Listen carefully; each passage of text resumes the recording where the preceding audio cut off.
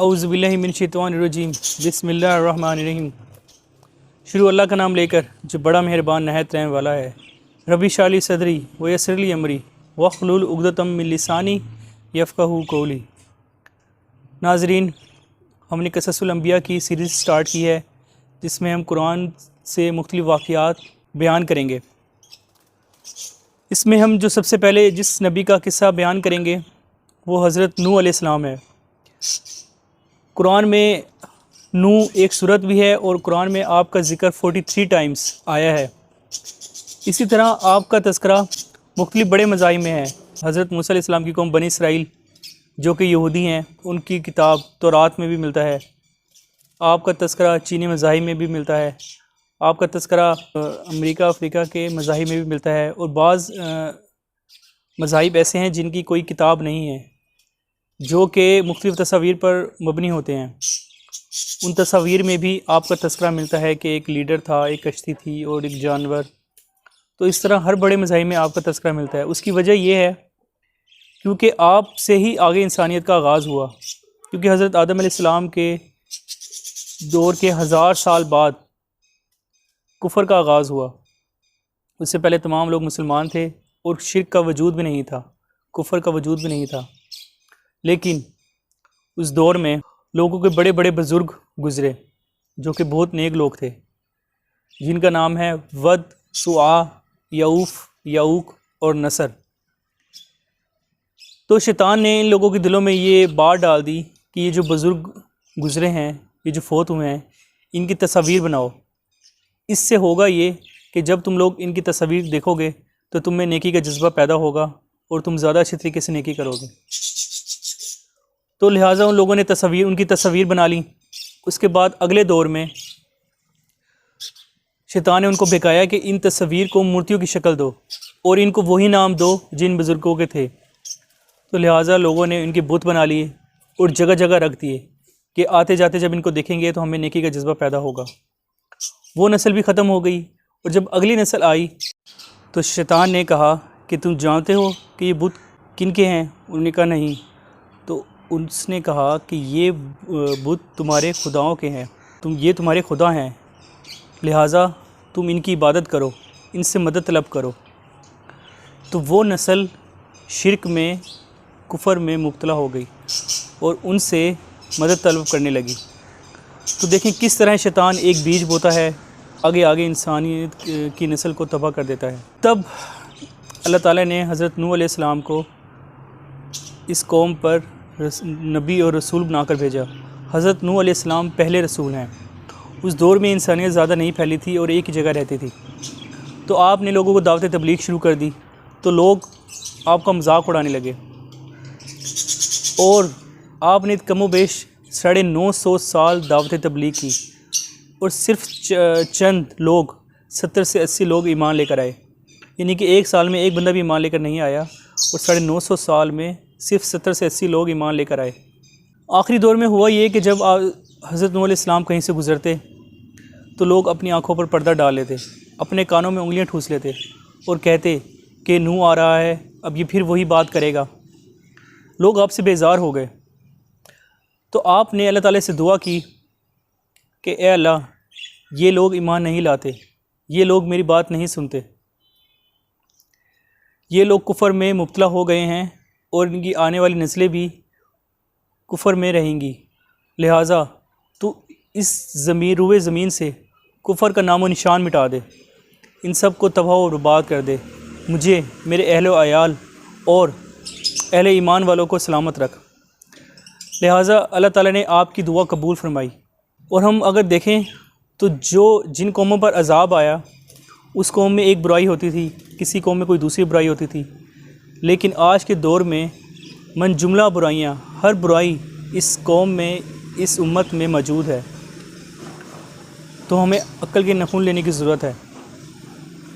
اللہ تعالیٰ مختلف قوموں اور مختلف طریقوں سے عذاب بھیجتا ہے۔ کسی پر زلزلے آتے ہیں، کسی پر پتھروں کی بارش ہوتی ہے، کسی پر پانی کا عذاب آیا ہے، کسی پر آگ کا عذاب آیا ہے۔ اس سے اللہ تعالیٰ کی قدرت جھلکتی ہے کہ اللہ تعالیٰ انسان سوچ بھی نہیں سکتا، اس طریقے سے انسان پر عذاب مسلط کر دیتا ہے۔ لہٰذا اللہ تعالیٰ نے آپ کو حکم دیا کہ آپ ایک کشتی تعمیر کریں۔ آپ بڑھئی نہیں تھے، آپ کو کشتی بنانا نہیں آتی تھی۔ آپ پہاڑوں پر گئے، آپ نے وہاں پر درخت اگائے، لوہا اکٹھا کیا اور کیلیں بنائی۔ اللہ تعالیٰ نے حضرت جبریل علیہ السلام کے ذریعے آپ کو گائیڈ کیا کہ آپ نے کشتی کس طرح بنانی ہے، تو آپ نے کشتی بنانا شروع کر دی۔ کشتی بنانے میں تقریباً آپ کو 100 سال لگے۔ جب لوگ آپ کو کشتی بناتے دیکھتے تو آپ کا مذاق اڑاتے کہ نوح مجنون ہو گیا ہے، یہ کشتی بنا رہا ہے جبکہ یہاں پر تو پانی کا نام و نشان بھی نہیں، یہاں یہ کشتی کس کام کی؟ لیکن آپ اپنے کام میں لگے رہے۔ 100 سال کے بعد کشتی تیار ہو گئی۔ یہ کشتی عام کشتی کی طرح نہیں تھی۔ یہ کشتی جس طرح نیچے سے بند ہوتی ہے، یہ کشتی اوپر سے بھی اسی طرح بند تھی کہ نیچے کی پانی کا لہروں کا مقابلہ کر سکے اور اوپر کے طوفان اور بارش کا مقابلہ بھی کر سکے۔ اس کشتی کے 3 فلورز تھے۔ تو اللہ تعالیٰ نے آپ کو یہ اشارہ دیا کہ جب آپ کے گھر کا تنور ابلنے لگے تو آپ اہل ایمان اور ہر جانوروں کا ایک ایک جوڑا اس کشتی میں سوار ہو جانا۔ یہاں تنور سے مراد بعض مفسرین پانی کا چشمہ لیتے ہیں، جبکہ بعض مفسرین کا کہنا ہے کہ یہ روٹی بنانے والا تندور ہوتا ہے۔ بہرحال جب یہ ابلنے لگا تو آپ اور اہل ایمان، آپ کے اہل و عیال اور جانوروں کے جوڑے کشتی میں سوار ہو گئے۔ لیکن آپ کا ایک بیٹا ایمان نہیں لایا تھا، اس نے اس کشتی میں، لہٰذا وہ اس کشتی میں سوار نہ ہوا۔ جب پانی چڑھنے لگا تو آپ نے اپنے بیٹے کو کہا کہ بیٹا اس کشتی میں آ جاؤ اور کافروں میں سے مت ہو، لیکن اس نے کہا کہ اگر پانی مزید بڑھے گا تو میں اور اونچے پہاڑ پر چلا جاؤں گا اور پہاڑ کی پناہ لے لوں گا۔ تب حضرت نوح نے کہا کہ آج اللہ کی پناہ کے علاوہ کوئی پناہ نہیں ہے، لہٰذا اس کشتی میں آ جاؤ، لیکن اس نے آنے سے انکار کر دیا۔ تب بھی ایک بہت بڑی موج آئی اور اس کو بہا لے گئی، اور حضرت نوح علیہ السلام کی آنکھوں کے سامنے ان کا بیٹا پانی میں غرق ہو گیا۔ تب آپ نے اللہ تعالیٰ سے سوال کیا کہ اے اللہ، تو نے مجھ سے وعدہ کیا تھا کہ اہل ایمان، میرے اہل و عیال کو سلامت رکھے گا۔ تو اللہ تعالیٰ نے کہا کہ وہ تمہارے اہل و عیال سے نہیں تھا۔ اس سے ہمیں یہ بھی پتہ چلتا ہے کہ کفر ہر طرح کے نسب اور ہر طرح کے رشتے کو ختم کر دیتا ہے۔ اگر کوئی کفر پر ہے تو اس سے آپ کا کوئی رشتہ نہیں، کوئی ناطہ نہیں، کوئی نسب نہیں۔ اس کے بعد تقریباً 6 ماہ تک یہ کشتی پانی پر تیرتی رہی اور تمام انسانیت، تمام چرند پرند سب کچھ ختم ہو گیا۔ دنیا سے کفر کا نام و نشان مٹ گیا اور صرف وہی لوگ زندہ بچے جو اس کشتی میں تھے۔ 6 ماہ بعد یہ کشتی خشکی پر آئی اور آگے انسانیت پلپی، اور آپ ہی کی نسل سے جو آپ کے بیٹے تھے ان سے آپ کی اس دنیا کی نسل چلی، اس لیے آپ کو ابو البشر ثانی اور آدم ثانی بھی کہا جاتا ہے۔ لیکن جیسا کہ ہم جانتے ہیں کہ شیطان انسان کا کھلا دشمن ہے۔ اس کے بعد لوگ مختلف طبقوں نسلوں میں بٹ گئے اور پھر سے کفر نے جنم لے لیا۔ اللہ تعالیٰ قرآن میں مختلف واقعات بیان کرتا ہے، ان واقعات میں ہمارے لیے بہت سی نصیحتیں ہوتی ہیں۔ اس واقعے سے ہمیں ایک نصیحت یہ بھی ملتی ہے کہ جس طرح آج کے دور میں بعض لوگ اپنے بزرگوں کی تصاویر دکانوں میں لگا لیتے ہیں، گھروں میں لگا لیتے ہیں، مزاروں میں لگا لیتے ہیں، کیوں کہ اس سے ہمیں برکت ہوگی، اس سے رحمت ہوگی۔ حالانکہ حدیث مبارکہ ہے کہ جس گھر میں کتا ہو اور تصاویر ہوں تو ادھر رحمت کے فرشتے نہیں آتے۔ یعنی کہ ہمارا دین ہمیں کیا کہہ رہا ہے، ہمارا نبی ہمیں کیا کہہ رہا ہے، اور ہم بالکل اس کے اپوزٹ جا رہے ہیں۔ ہم نے وہ آج کے دور میں بھی وہی ہزاروں سال پرانی سوچ اپنائی ہوئی ہے۔ ہمیں دوسرا سبق صبر کا ملتا ہے کہ 950 سال ایک بہت بڑا عرصہ ہوتا ہے، لیکن حضرت نوح علیہ السلام نے امید کا دامن نہ چھوڑا اور لوگوں میں دعوت تبلیغ جاری رکھی۔ اس سے ہمیں ایک سبق یہ بھی ملتا ہے کہ جس طرح آج کل کا سلوگن ہے میجورٹی از پیورٹی، یعنی کہ تعداد، جس طرح جمہوریت، ہمارے ملک میں جمہوریت ہے، جس کی طرف دار لوگ زیادہ ہوں گے وہ چیز رائٹ پر ہوگی، حالانکہ ایسا نہیں ہے۔ حق کو ماننے والے ہمیشہ بہت کم لوگ ہوتے ہیں۔ جس طرح اس دور میں بھی 950 سال میں صرف 70 سے 80 لوگ ایمان لے کر آئے اور کوئی بھی ایمان لے کر نہیں آیا، تو یہ بہت کم لوگ کم تعداد میں تھے، لیکن وہ حق پر تھے۔ اس سے ہمیں یہ سبق یہ بھی ملتا ہے کہ کوئی رشتہ، ناطہ، خاندان، وسیلہ کچھ بھی کام نہیں آئے گا، کام آئیں گے تو صرف آپ کے اعمال، آپ کو اور کوئی چیز نہیں بچا سکتی، کیونکہ شرک ایک واحد ایسا گناہ ہے جس کی معافی نہیں ہے۔ اللہ تعالیٰ قرآن میں فرماتا ہے کہ اللہ چاہے تو ہر گناہ معاف کر سکتا ہے، لیکن شرک کی معافی نہیں ہے، لہٰذا ان لوگوں کو بھی اللہ تعالیٰ نے منع کر دیا کہ ان کے متعلق سوال مت کرو، کیونکہ حضرت نوح علیہ السلام کا بیٹا جب پانی میں غرق ہوا تو انہوں نے اللہ تعالیٰ سے سوال کیا کہ اللہ تعالیٰ یہ تو میرے اہل و عیال میں سے تھا، تو نے مجھ سے وعدہ کیا تھا کہ میرے اہل و عیال کو، اہل ایمان کو سلامت رکھے گا، تو اللہ تعالیٰ نے فرمایا کہ وہ تمہارے خاندان میں سے نہیں تھا، وہ تمہارے اہل میں سے نہیں تھا، اور مجھ سے وہ سوال مت کرو جس کا تمہیں علم نہیں۔ تو لہٰذا حضرت نوح علیہ السلام نے رجوع کیا، معافی طلب کی۔ اس سے ہمیں یہ بھی پتہ چلتا ہے کہ اگر آپ کفر پہ ہیں تو آپ کا ہر طرح کا رشتہ ختم ہو جاتا ہے، آپ ان کے متعلق دعا بھی نہیں کر سکتے۔ اگر آپ کو اس بات کا علم ہے کہ یہ جو بندہ مرا ہے یہ کفر پر ہے تو آپ اس کے متعلق دعا بھی نہیں کر سکتے، کیونکہ شرک کی معافی کسی صورت میں نہیں ہے۔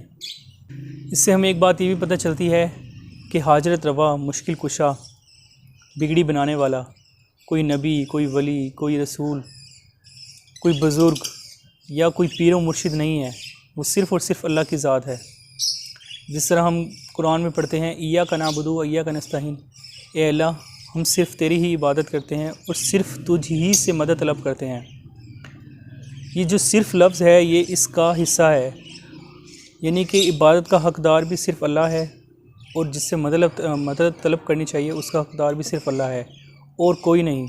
اگر آج کے دور میں بھی دیکھیں ہم مختلف طبقوں میں، مختلف نسلوں میں بٹے ہوئے ہیں، لیکن یہ چیز سوچنے کی ضرورت ہے کہ تمام حق پر ہیں، کیا تمام رائٹ ہیں؟ ایسا تو نہیں ہو سکتا۔